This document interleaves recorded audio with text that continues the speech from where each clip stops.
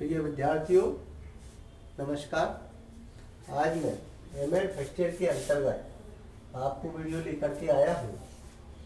उसमें मेरा सब्जेक्ट है शैक्षिक अध्ययन और आज का मेरा टॉपिक है शिक्षा के विभिन्न रूप। शिक्षा के विभिन्न रूप कौन कौन से होते हैं और इन रूपों के माध्यम से हम किस प्रकार से बालकों को शिक्षा प्रदान करते हैं, इन पर हम गहन चर्चा करेंगे।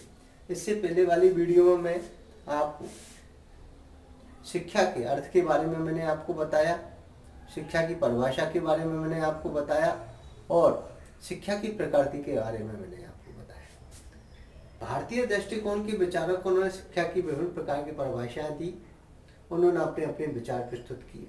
पाश्चात्य दृष्टिकोण के विचारकों ने अपने अपने हिसाब से शिक्षा की परिभाषा दी, वो भी मैंने आपको बताने का प्रयास किया। भारतीय दृष्टिकोण के विचारक महात्मा गांधी ने कहा था कि मन, आत्मा और शरीर का विकास शिक्षा के द्वारा ही संभव है।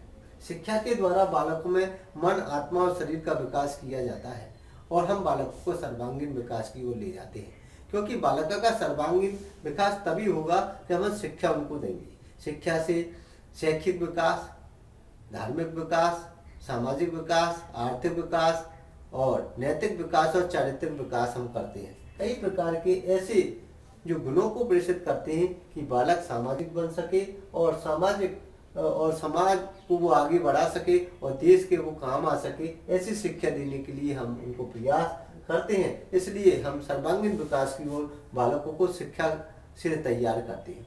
इसलिए कई हमारे पश्चात जो विचारक है उन्होंने बताया था कि बालक जन्मजात शक्तियों को लेकर के जन्म लेता है, लेकिन उन जन्मजात शक्तियों को आगे विकास किस प्रकार से किया जाए वो शिक्षा के द्वारा हो सकता है, क्योंकि जन्मजात शक्तियों में पाशविक प्रवृत्ति की शक्तियां भी निहित होती है। उन पाशविक पशुतुल्य प्रवृत्तियों को हम किस प्रकार से शिक्षा के माध्यम से दूर कर सकते हैं और अच्छे गुण में किस प्रकार से प्रेषित कर सकते हैं, इनके बारे में उन्होंने बताया। तो सब ये शिक्षा से ही संभव है। इसलिए उन्होंने, अगर हम प्रकृति की बात करें तो प्रकृति के अंतर्गत हम कई प्रकार की बातों को लेकर चलते हैं कि शिक्षा त्रिमुखी प्रक्रिया है, शिक्षा द्विमुखी प्रक्रिया है। शिक्षा के द्वारा हम परिमार्जन कर सकते हैं, शिक्षा के द्वारा हम बालक का सर्वांगीण विकास कर सकते हैं। शिक्षा निरंतर चलने वाली प्रक्रिया। इन सारी बातों पर हम एक एक बिंदु को देखें तो कई प्रकार की बातें हमारे सामने आती है और शिक्षा के अर्थ को एवं प्रकृति को हम स्पष्ट रूप से समझ जाते हैं कि शिक्षा से हम किस प्रकार से बालकों को आगे बढ़ा सकते हैं, किस प्रकार बालक को सामाजिक बना सकते हैं, किस प्रकार में चारित्रिक गुण प्रेषित कर सकते हैं, किस प्रकार से धार्मिक गुण प्रेषित कर सकते हैं। इन सारी चीजों के अंतर्गत ही शिक्षा का एक अहम माध्यम होता है जो शिक्षा के द्वारा ही संभव होता है। अगर शिक्षा नहीं है तो हम कोई भी गुण उस पर प्रेषित नहीं कर सकते। इनके लिए हम कई प्रकार से उनको समझाने का प्रयास करते हैं। जैसे द्विमुखी प्रक्रिया के अंतर्गत बालक और अध्यापक को शिक्षा के अंतर्गत में दोनों ही जरूरी है कि बालक नहीं है तो अध्यापक अधूरा है और अध्यापक है, बालक है और अध्यापक नहीं है तो वो बालक अधूरा है। इसलिए द्विमुखी प्रक्रिया के अंतर्गत हम अध्यापक और बालकों को इस प्रकार से साथ में लेते हैं कि दोनों के माध्यम से हम शिक्षा ग्रहण करवाते हैं कि अध्यापक पढ़ाता है, बालक उसको ग्रहण करता है और बालक जब शिक्षा ग्रहण करता है तो वो सामाजिक प्राणी बनता है। इस प्रकार की शिक्षा जो द्विमुखी प्रक्रिया के अंतर्गत आती है। त्रिमुखी प्रक्रिया के अंतर्गत बालक के अंतर्गत हम देखते हैं तो हम बालक, अध्यापक और पाठ्यक्रम को साथ में लेकर के चलते हैं, क्योंकि जब अध्यापक है, बालक है और पाठ्यक्रम नहीं है तो भी हमारी शिक्षा अधूरी मानी जाती है। अगर हमारे पास पाठ्यक्रम है और अध्यापक है, बालक नहीं है तो भी हमारी अधूरी शिक्षा मानी जाती है। अगर हमारे पास पाठ्यक्रम है, बालक है, अध्यापक नहीं है तो भी हमारी अधूरी। इसलिए हमें तीनों का होना जरूरी हो जाता है। अध्यापक का होना जरूरी हो जाता है, बालकों का होना जरूरी हो जाता है और पाठ्यक्रम का होना जरूरी है। इसलिए शिक्षा त्रिमुखी प्रक्रिया के नाम से जानी जाती है। शिक्षा के अंतर्गत हम कई प्रकार से परिमार्जन कर सकते हैं, कई प्रकार की जन्मजात शक्तियों का विकास कर सकते हैं। ये भी हम शिक्षा के द्वारा ही संभव है। शिक्षा निरंतर चलने वाली प्रक्रिया है। शिक्षा को हम कभी भी प्राप्त कर सकते हैं। शिक्षा की कोई उम्र नहीं होती। कभी भी हम जितनी उम्र के तभी भी हम कोई ना कोई जहाँ प्रत्यक्ष या अप्रत्यक्ष रूप से सीखते रहते हैं। ये भी हम शिक्षा के द्वारा ही संभव हो सकता है। तो हम कई प्रकार से हम ज्ञान को ग्रहण कर सकते हैं। ये शिक्षा के द्वारा ही संभव हो सकता है। अनुभवों के आधार पर भी हम कुछ सीखते हैं। कि बालक अनुभवों से जैसे जैसे कठिन परिस्थितियां बालक के सामने आती है, बालक सीखता हुआ चला जाता है, क्योंकि वो अनुभव ग्रहण करता है और अनुभवी व्यक्तियों के द्वारा भी हमें शिक्षा प्रदान की जाती है। तो कई ऐसी माध्यम है जब हम शिक्षा प्राप्त कर सकते हैं। तो इन सारी प्रक्रियाओं को हम देखें तो कई बातें हमारे सामने आती है। इसलिए कोटा विश्वविद्यालय कोटा के अंतर्गत जो एमएड का जो सिलेबस बनाया गया है शैक्षिक अध्ययन में, उनमें शिक्षा उनको स्पष्ट रूप से इस प्रकार से जोड़ा गया है कि हमें भावी अध्यापक तैयार करने हैं और उन अध्यापकों को किस प्रकार से हम शिक्षा ग्रहण करवाएं, किस प्रकार से शिक्षा दें, किस प्रकार के ट्रेनिंगों में, ये प्रशिक्षण में ये बातें बताएं कि वो अच्छा अध्यापक बनकर के बालकों को अच्छा तैयार कर सके और सर्वांगीण विकास कर सके। तो आज हम शिक्षा के रूपों की चर्चा करें तो शिक्षा के रूपों में पहला आता है प्रत्यक्ष एवं अप्रत्यक्ष शिक्षा।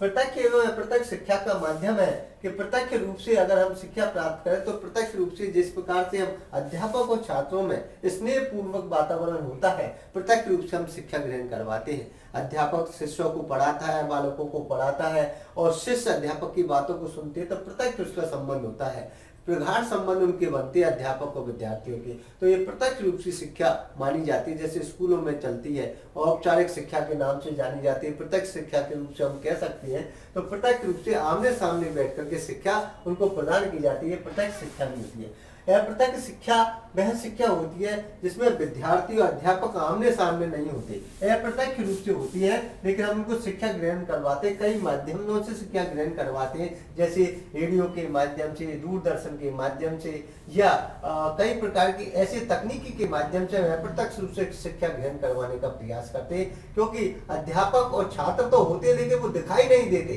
तो अप्रत्यक्ष रूप से हम उनको शिक्षा ग्रहण करवाते, वो अपना विकास कर सकते हैं। तो ऐसे शिक्षा के विभिन्न रूपों में प्रत्यक्ष और अप्रत्यक्ष रूप में कई बातें आती है, जिसमें अप्रत्यक्ष रूप से कई माध्यमों से, कई तकनीकी, कई संसाधनों के माध्यम से हम मैगजीन के माध्यम से, अखबार के माध्यम से, विभिन्न प्रकार की पुस्तकों के माध्यम से, रेडियो के माध्यम से, टेलीविजन के माध्यम से कई प्रकार की अप्रत्यक्ष शिक्षा उनको ग्रहण करवाते हैं। और प्रत्यक्ष शिक्षा में अध्यापक विद्यार्थी में प्रगाढ़ संबंध होते हुए हम शिक्षा ग्रहण करवाते हैं, आपस में वो पढ़ते हैं, आपस में अध्यापक उनको पढ़ाता है, विद्यार्थी ज्ञान ग्रहण करते हैं, प्रत्यक्ष रूप की शिक्षा के अंतर्गत माना जाता है। दूसरा है व्यक्तिगत एवं सामूहिक शिक्षा। व्यक्तिगत शिक्षा वह होती है जिसमें हम व्यक्ति को व्यक्तिगत तरीके से उनकी रुचि, अभिरुचि, योग्यता, क्षमता के अनुसार हम उनको शिक्षा ग्रहण करवाते हैं, उनको शिक्षा देते हैं। क्योंकि व्यक्तिगत जब शिक्षा देते हैं तो बालक की केस स्टडी हम करते हैं, व्यक्तिगत अध्ययन उसका करते हैं। व्यक्तिगत शिक्षा जब हम देते हैं तो बालक की रुचि क्या है, बालक की अभिरुचि क्या है, बालक की योग्यता क्या है, बालक की क्षमता क्या है, बालक किस प्रकार से पढ़ना चाहता है, उन सारी चीजों को देख करके हम व्यक्तिगत शिक्षा देने का प्रयास करते हैं। तो ये शिक्षा के विभिन्न रूपों में आता है व्यक्तिगत एवं सामूहिक शिक्षा। तो व्यक्तिगत शिक्षा में हम उसकी रुचि को देखें, बालक की रुचि के अनुसार हम शिक्षा ग्रहण करवाएंगे, बालक जल्दी सीखेगा। बालक की क्षमता के अनुसार उनको शिक्षा ग्रहण करवाएंगे तो बालक उतना ही भार उठा पाएगा जितना हम बालक की क्षमता है। इसलिए हम बालक को उसी प्रकार से हम शिक्षा ग्रहण करवाए, एक एक धीरे धीरे हम उसको चले तो वो शिक्षा ग्रहण कर पाएगा। इसलिए व्यक्तिगत रूप से और सामूहिक रूप की जो शिक्षा है समूह के रूप में हम उनको प्रदान करते हैं। उनमें सामूहिक जो चीजें उनकी रुचियों को देखा जाता है, सामूहिक वातावरण को देखा जाता है, सामूहिक कार्यों को देखा जाता है, समूह के रूप में हम शिक्षा ग्रहण करवाते हैं, वो सामूहिक शिक्षा के नाम से जाता है। तो अलग अलग चीजें हैं जहां हम शिक्षा के विभिन्न रूपों को देखें तो व्यक्तिगत रूप से व्यक्ति की रुचि देखी जाती है, क्षमता देखी जाती है, योग्यता देखी जाती है, अभिरुचि देखी जाती है। और सामूहिक रूप से समूह में हम उन चीजों को देखते हैं, समूह में किस प्रकार से हम शिक्षा ग्रहण करवा सकते हैं, समूह के विद्यार्थी एक साथ किस प्रकार से पढ़ सकते हैं, किस प्रकार से शिक्षा, कौन से विधि के माध्यम से हम समूह में शिक्षा ग्रहण उनको करवाएं, किस प्रकार के समूह में वो जल्दी सीख सकते हैं। इन सारी प्रक्रियाओं को, इन सारी बातों को हमें ध्यान में रखना पड़ता है। इसलिए व्यक्तिगत एवं सामूहिक शिक्षा भी हमारे शिक्षा के विभिन्न रूपों में आते हैं। सामूहिक शिक्षा में हम व्यक्ति की एवं सामूहिक रूप से समूह के हम सारी चीजों को देखते हैं, समूह के वातावरण को देखते हैं, समूह की इच्छाओं को देखते हैं, समूह के अनुसार हम पाठ्यक्रम बनाते हैं, समूह के अनुसार हम शिक्षा ग्रहण करवाना चाहते हैं कि एक साथ बालक उसको सीख सके। ये सारी चीजों पर हम ध्यान देते रहते हैं। अगला है सामान्य एवं विशेष शिक्षा। सामान्य शिक्षा वह शिक्षा होती है जिसके अंतर्गत व्यक्ति को सामान्य शिक्षा प्रदान की जाती है। जैसे बालक को सामान्य शिक्षा के अंतर्गत हम बालक को इस प्रकार की शिक्षा दें कि बालक अपने जीवन का निर्वाह कर सके। बालक को सामान्य शिक्षा केवल इसलिए दी जाती है कि बालक अनपढ़ नहीं रहे, बालक अपने जीवन को शांतिपूर्वक काट सके, बालक ठीक प्रकार से समाज में एडजस्टमेंट हो सके। इस प्रकार की सामान्य शिक्षा उनको दी जाती है। इसमें ज्यादा हमें विशेष ध्यान देने की आवश्यकता नहीं होती है। बालक परिवार में कैसे रह सकता है, बालक समाज में कैसे रह सकता है, बालक किस प्रकार से समायोजन कर सकता है, बालक की क्या इच्छा है, उनमें हम किस प्रकार की सामान्य शिक्षा उनको दे सकते हैं। बालक के जो छोटी मोटी जो निरक्षर से साक्षरता की ओर हम ले जाते हैं, ऐसी सामान्य शिक्षा के अंतर्गत कुछ पढ़ लिख जाए ऐसी शिक्षा हम देते हैं, तो ये सामान्य शिक्षा के अंतर्गत आता है। लेकिन विशिष्ट शिक्षा वह शिक्षा होती है जिसमें बालक को विशिष्ट गुण प्रेषित किए जाते हैं। सामान्य शिक्षा के अलावा विशिष्ट गुण उसमें प्रेषित किए जाते हैं, क्योंकि वो विशिष्ट गुण इसलिए प्रेषित किए जाते हैं कि बालक आगे जाकर के विभिन्न प्रकार के व्यवसाय कर सके, बालक आगे जाकर अपनी प्रगति कर सके, बालक आगे जाकर के अच्छा कार्य कर सके, बालक आगे जाकर सफलता प्राप्त कर सकते। ऐसी जो विशिष्ट शिक्षा है, बालक अपने रोजगार अपना सके, ऐसी शिक्षा विशिष्ट शिक्षा के नाम से जानी जाती है, जो कि हम शिक्षा के विभिन्न रूपों में देते हैं। सामान्य शिक्षा और विशिष्ट शिक्षा में यह अंतर पाया जाता है कि मैं विशिष्ट रूप से जो विशेष जो शिक्षा उनको दी जाती है ताकि बालक को के लिए बहुत उपयोगी सिद्ध हो सके, समाज के लिए उपयोगी सिद्ध हो सके, देश के लिए उपयोगी सिद्ध हो सके। तो इसलिए विशेष शिक्षा के लिए वो अपना विकास कर सके, अपना रोजगार प्राप्त कर सके और परिवार का पेट पालन कर सके। ऐसी शिक्षा विशेष शिक्षा के नाम से जाती है। या कोई प्रशिक्षण उनको दे दिया जाता है विशेष शिक्षा के माध्यम से, ये भी शिक्षा उनको प्रदान की जाती है ताकि वो रोजगार प्राप्त कर। लेकिन सामान्य शिक्षा के अंतर्गत सामान्य चीजें इसके अंतर्गत आती है, जैसे कुछ सामान्य तौर पर वो अपने जीवन का निर्वाह कर सके। औपचारिक शिक्षा, अनौपचारिक शिक्षा और निरौपचारिक शिक्षा, ये तीन प्रकार की शिक्षाओं के बारे में भी इसमें बताया है शिक्षा के विभिन्न रूपों में। औपचारिक शिक्षा वह शिक्षा होती है जिसे औपचारिक तरीके से पढ़ाई जाती है, और अनौपचारिक शिक्षा वह शिक्षा होती है जिसके अंतर्गत अनौपचारिक रूप से बालकों को हम देते हैं। निरौपचारिक शिक्षा वह शिक्षा होती है जो औपचारिक और निरौपचारिक रूप का, अनौपचारिक रूप का मिला जुला जो रूप होता है वो निरौपचारिक शिक्षा कहलाती है। औपचारिक शिक्षा के अंतर्गत हम इनका निश्चित समय निर्धारण होता है, निश्चित पाठ्यक्रम होता है, निश्चित स्थान होता है, और निश्चित जो विषय वस्तु है वो होती है, और निश्चित समय के अनुसार, निश्चित अवधि के अनुसार हम इनको प्रदान करते हैं। वो औपचारिक शिक्षा के नाम से जानी जाती है, जो कि हम रेगुलर विद्यालय में उनको औपचारिक शिक्षा प्रदान करते हैं। और विद्यार्थी जब विद्यालय में जाता है, जो जिस किसी कक्षा में विद्यार्थी पढ़ रहा है उसमें वो औपचारिक शिक्षा ग्रहण करता है, जिसमें निश्चित उनका स्थान होता है, निश्चित विद्यालय में उनका एडमिशन किया जाता है, या उनको निश्चित पाठ्यक्रम जो बता दिया जाता है कि जिस कक्षा का वो विद्यार्थी उसका पाठ्यक्रम निश्चित होता है, और निश्चित विषय वस्तु उसकी होती है, और निश्चित समय उसका होता है, इतने बजे से इतने बजे तक वो पढ़ने के लिए आएगा, और निश्चित पाठ्यक्रम की अवधि होती है कि 1 वर्षीय पाठ्यक्रम के अंतर्गत पढ़ेगा, और ये इतने दिनों में ये पाठ्यक्रम पूरा हो जाएगा। इसलिए औपचारिक शिक्षा के नाम से जाती है, जो कि अध्यापक के द्वारा विद्यार्थियों को शिक्षा ग्रहण करवाई जाती है, जिसमें निश्चित स्थान होता है, निश्चित विद्यालय में निश्चित जो चयनित स्थान है उस स्थान पर यह औपचारिक शिक्षा प्रदान की जाती है। इसलिए औपचारिक शिक्षा के अंतर्गत भी हम कई प्रकार के जो शिक्षा के रूप है उनके अंतर्गत हम औपचारिक शिक्षा को बता सकते हैं। हमें निश्चित समय के अनुसार पाठ्यक्रम पूरा करना पड़ता है, निश्चित समय के अनुसार हमें विषय वस्तु पढ़ानी पड़ती है, निश्चित समय के अनुसार उनको प्रमाण पत्र प्रस्तुत करना पड़ता है, निश्चित समय के अनुसार वो विद्यालय आता है, और निश्चित समय पर छुट्टी होकर के वो विद्यालय से घर जाता है। ये सारी बातें जो है वो औपचारिक शिक्षा के नाम से जानी जाती है। अनौपचारिक शिक्षा वह शिक्षा होती है जिसमें कोई निश्चित समय नहीं होता, निश्चित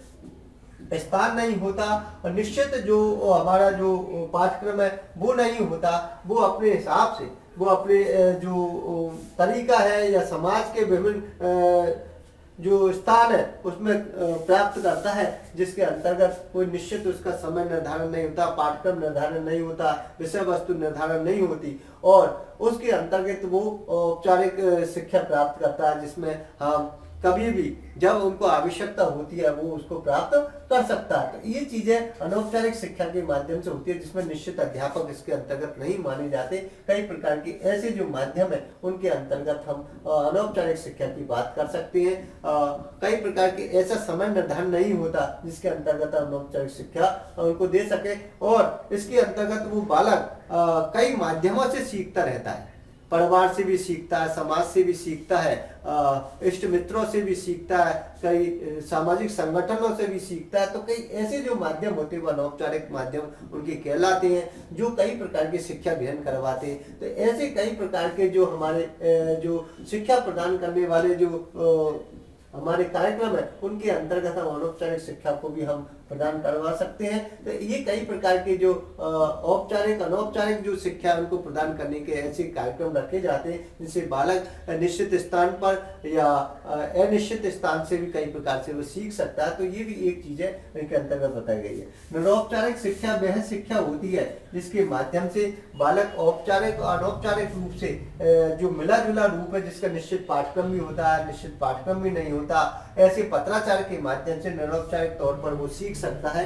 क्योंकि इसकी निश्चित अवधि भी होती है, निश्चित अवधि भी नहीं होती, क्योंकि इसका पाठ्यक्रम भी होता है, पाठ्यक्रम भी नहीं, जब जैसी सुविधा है उसके अनुसार बालक इसमें सीख सकता है। तो ऐसे निरौपचारिक जो शिक्षा है उसके कई माध्यम होते हैं, जिनके माध्यम से नवाचारों के माध्यम से या पत्राचार के माध्यम से जब उनको आवश्यकता, जब उनको टाइम है, जब उनको समय की उपलब्धता है, तब वो कई प्रकार की शिक्षा निरौपचारिक शिक्षा से वो प्राप्त कर सकते हैं। तो ऐसे कई प्रकार के ऐसे तरीके होते हैं जहां हम औपचारिक तरीके से, अनौपचारिक तरीके से और निरौपचारिक तरीके से हम शिक्षा प्रदान करवा सकते हैं। तो ऐसे जो औपचारिक तरीके हैं उसमें निश्चित स्थान होता है, निश्चित समय होता है, निश्चित पाठ्यक्रम होता है, निश्चित विषय वस्तु होती है और निश्चित समय होता है। इसके अनौपचारिक शिक्षा बालकों को ग्रहण करवाते हैं। अनौपचारिक शिक्षा वह शिक्षा होती है जिसका निश्चित पाठ्यक्रम नहीं होता, निश्चित विषय वस्तु नहीं होती, निश्चित समय निर्धारण नहीं होता। वो परिवार से, समाज से, व्यक्ति से, इष्ट मित्रों से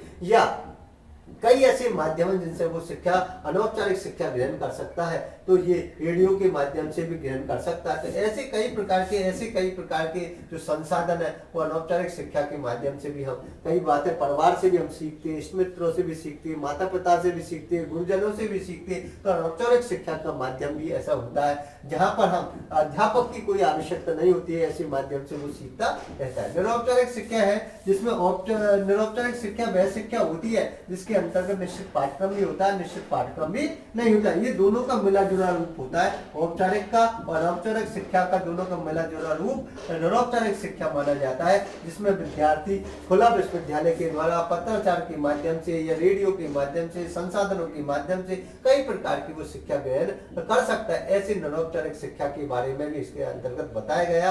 तो हम शिक्षा को अगर कई प्रकार से देखें तो कई ऐसे रूप शिक्षा के विभिन्न रूप माने जाते हैं, जब कई ऐसे माध्यम है जिससे हम बालकों को शिक्षा ग्रहण करवा सकते हैं। क्योंकि ऐसे माध्यमों से ही हम बालकों को शिक्षित करवाएं ताकि बालक सरल तरीके से और स्पष्ट रूप से वो शिक्षा को ग्रहण कर सके। क्योंकि बालकों को सरल तरीके से हम धीरे धीरे सरल से कठिन की ओर चलेंगे तो बालक जल्दी सीखेंगे, और जल्दी सीखने का एक ही माध्यम होता है कि हम बालकों को अच्छी प्रकार की शिक्षा दें। हमारा अध्यापकों का परम दायित्व होता है कि बालकों को इस प्रकार से शिक्षा ग्रहण करवाएं ताकि बालक औपचारिक तरीके से ठीक प्रकार से निश्चित समय के अनुसार, निश्चित अवधि के अनुसार, निश्चित पाठ्यक्रम के अनुसार अपना प्रमाण पत्र प्राप्त कर सकते हैं, अंक तालिका प्राप्त कर सकते हैं, औपचारिक तरीके से अपनी शिक्षा प्राप्त कर सकते हैं। जो कि आप दूर दराज आप देखते हैं ज्यादातर माध्यम हमारा औपचारिक माध्यम से बालकों को शिक्षा ग्रहण करवाने का होता है। जो कि हमारे भारतवर्ष में जितने भी हमारे विद्यालय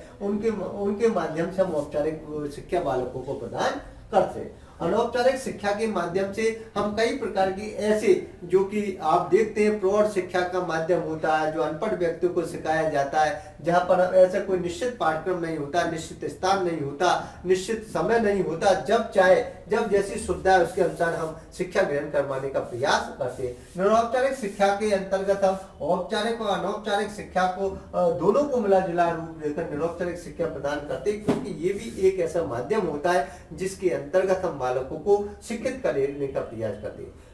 भारत सरकार और राजस्थान सरकार का यह प्रयास रहता है कि कोई भी बालक निरीक्षण नहीं रहे, सब साक्षर बने, सबको शिक्षा मिले, क्योंकि 6 से 14 वर्ष के बालकों को निःशुल्क शिक्षा का प्रावधान सरकार के द्वारा रखा गया है। इसलिए हम बालकों को प्रत्यक्ष रूप से अप्रत्यक्ष रूप से जोड़ने का प्रयास करते हैं, बालकों को शिक्षा ग्रहण करने का प्रयास करते हैं, बालकों को व्यक्तिगत सामूहिक शिक्षा ग्रहण करने का प्रयास करते हैं, बालकों को सामान्य में विशिष्ट शिक्षा ग्रहण करने का प्रयास करते हैं और बालक को औपचारिक, अनौपचारिक, अनौपचारिक शिक्षा ग्रहण करवाने का प्रयास करते हैं कि बालक हमेशा शिक्षा से जुड़ा हुआ रहे और बालक का सर्वांगीण विकास हो सके और बालक इस सर्वांगीण विकास करते हुए देश एवं समाज का अच्छा नागरिक बन सके और देश की उन्नति में भागीदार बन सके। इस वीडियो लेकर के मैं आपको एक एक बिंदु को मैंने समझाने का प्रयास किया है। आशा नहीं, पूर्ण विश्वास है तो आपको ये वीडियो पसंद आएगी। जय हिंद, जय भारत, नमस्कार, धन्यवाद।